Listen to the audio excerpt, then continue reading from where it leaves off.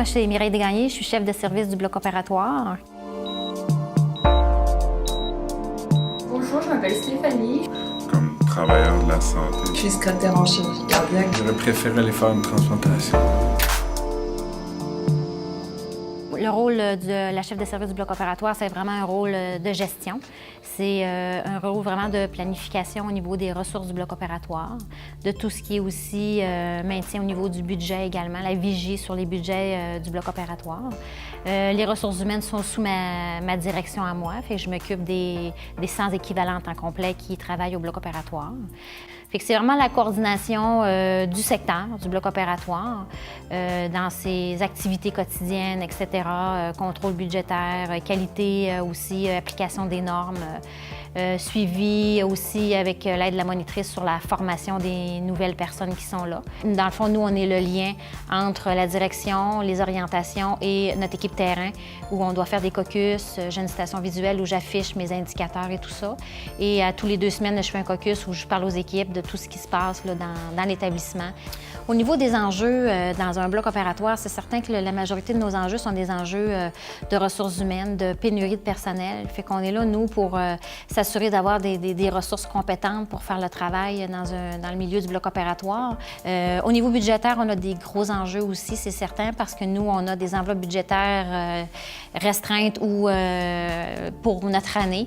Et on doit s'assurer d'avoir une vigie sur ça. Et des fois, au niveau des pratiques médicales, ça va très, très vite. On peut instaurer une nouvelle pratique médicale qui peut être très bonne pour le patient, mais qui peut avoir des énormes impacts budgétaires. Si on doit aller en appel d'offres pour tout ce qui est instrumentation ou équipement du bloc opératoire, on doit y aller souvent aux 3 ans ou aux 5 ans et leur renégocier des contrats, des fois avec d'autres compagnies qui sont différentes, qui peuvent amener certaines difficultés là, par rapport à l'adaptation.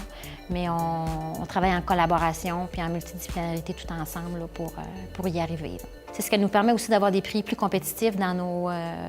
parce que c'est des énormes budgets qu'on a à gérer. Et à ce moment-là, ça nous permet d'être plus compétitifs et les compagnies aussi, à ce moment-là, d'avoir là, une certaine compétition. Mais aussi, il faut que ça se fasse de façon transparente et que tout le monde puisse avoir la possibilité. Mon cheminement à moi, si je vous parle, dans le fond, je suis une infirmière de profession qui a travaillé dans un bloc opératoire pendant plusieurs années, qui était monitrice clinique.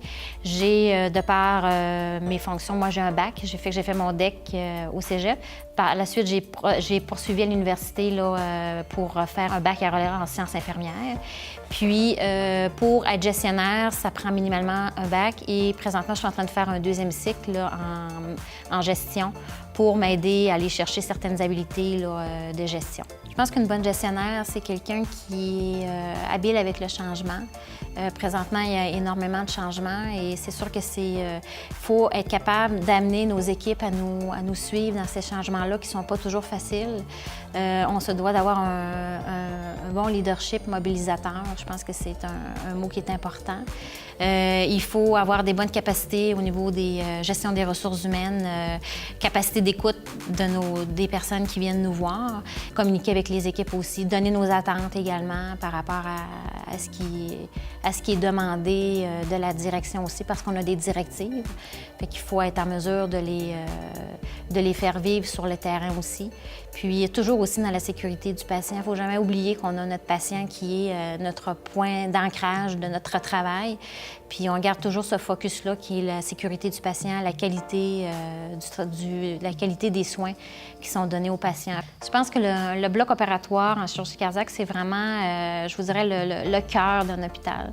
Un bloc opératoire, c'est vraiment là où on va vraiment créer ou alimenter tout l'ensemble de l'établissement.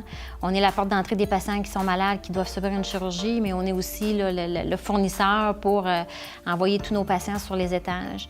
Je vous dirais, les gens qui travaillent dans un bloc opératoire, c'est comme une petite ruche d'abeilles. C'est des gens qui travaillent très, très fort dans un contexte où c'est une ambiance assez stressante. C'est un climat qui est quand même souvent sous tension si le patient se met à pas aller bien, tout ça. Fait qu'on a la vie des patients entre les mains. C'est des gens très, très professionnels qui ont à cœur la qualité des soins qu'ils donnent puis la sécurité du patient là, qu'ils ont sur leur table d'opération durant la journée.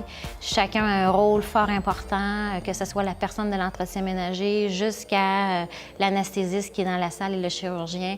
Chaque maillon est important, puis s'il y a un maillon qui ne fonctionne pas ou qui est absent, on n'est pas capable de réaliser le travail qu'on fait dans un bloc opératoire en chirurgie cardiaque.